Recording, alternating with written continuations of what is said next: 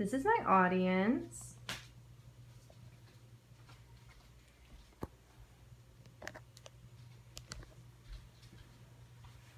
My name is Allison Burkay, and today I'll be discussing sex education. I grew up in a relatively strict household. My parents were very harsh on who I associated with and made sure I was educated on the real world, basically meaning that I was educated on one of the biggest topics as a teenager, sex. Some of my classmates, however, were not.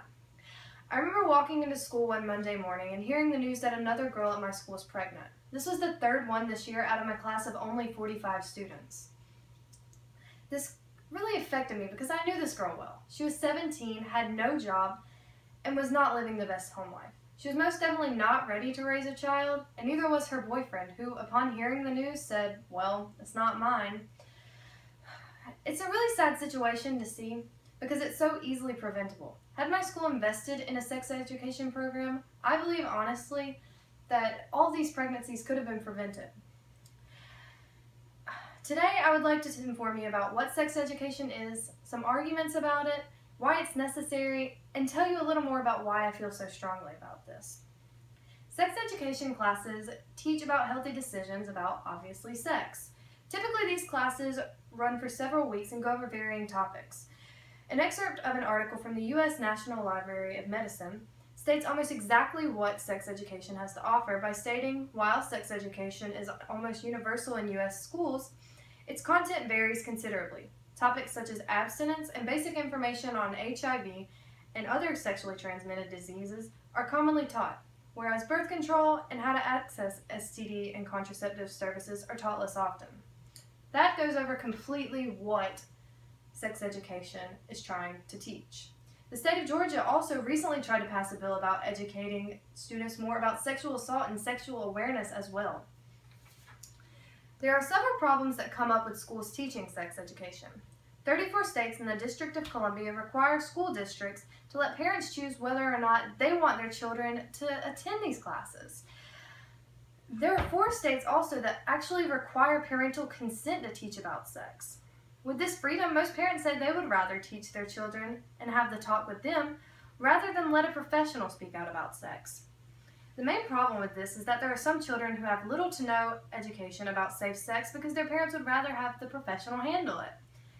A study done by the CDC showed that over 47% of all high school students, and that's only those who will openly admit it, have admitted to having sex.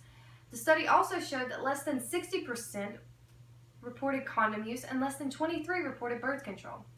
This means that students aren't even practicing safe sex and most likely don't understand the consequences. The CDC also reported that 1 million teenage girls will become pregnant every year. This indicates that 13% of all pregnancies in the United States involve a teenage mother. Some of the terrible consequences that come with teen pregnancy include higher school dropout rates, decreased income, and even decreased income will lead to reliance on welfare programs. Then there's also increased rates of substance and alcohol abuse and even lower earning rates for teen fathers. Not only does teen pregnancy affect those involved, but it also affects the U.S. economy as well. The annual cost of these pregnancies from public assistance, lost tax revenues, foster care, and child health services system, these add up to a huge sum of approximately $7 billion. This is why the government sees it as necessary to have these classes. As I stated earlier, there were 3 girls to get pregnant at my school. All 3 of these girls I knew personally, and they all have completely different stories coming from completely different homes. One was a preacher's daughter who had been taught all her life that abstinence was the only way to go. Her parents most likely never even told her about safe sex because they assumed she'd never even had it. She recently got married and is planning on continuing with her schooling, but the other girls aren't nearly as lucky. The second girl was born in a broken home and had moved in with her father.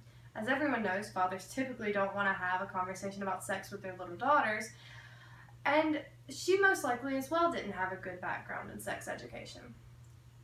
She recently got married as well and is not working or planning on continuing her education because she wants the father to pay for all of those expenses. However, as I stated earlier, fathers typically don't earn as much if they are teen fathers. So I'm assuming that they'll either continue to live with her parents or they'll join the welfare system. The last girl was the one I mentioned earlier in my speech. She missed approximately a month worth of school, failed several Move On When Ready classes, and eventually ended up having a miscarriage. And as we all know, miscarriages are both physically and mentally scarring, especially at such a young, impressionable age. There are two sides of the argument of whether or not sex education should be taught in schools. On one side, there are parents who are for it and those who are against it. No matter what side you stand on, sex education is important.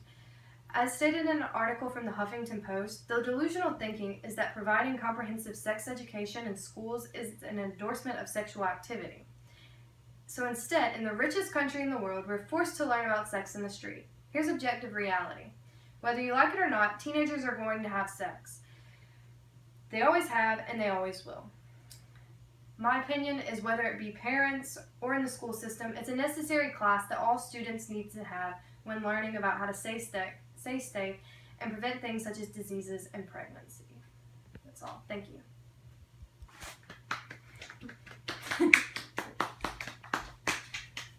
Was that good enough, you think?